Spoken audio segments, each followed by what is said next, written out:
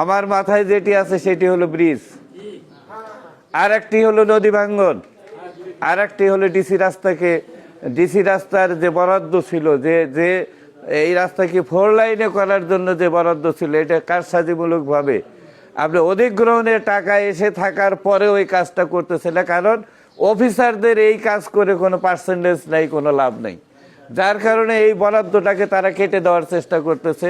এটাকে আমি চেষ্টা করতেছি এই যে টাকাটা এসে আছে এই রাস্তাকে চওড়া করে যে পর্যন্ত 4 লাইনের যে বরাদ্দ ছিল এই 4 লাইন করা, এই 3টি কাজ হলো আমার মূল কাজ। আমি এই 3টি কাজকে হাতে নিয়েছি। আল্লাহ যদি তৌফিক দেয়, এই 3টি কাজকে বাস্তবায়ন করতে পারলে আমি মনে করি রৌমারী, রাজীবপুর, চিলমারির মানুষের 75% যে দাবি ওটা পূরণ হয়ে যাবে, তাই না? 75% দাবি পূরণ হয়ে যাবে যদি আল্লাহ আমাকে এটি করতে দেন।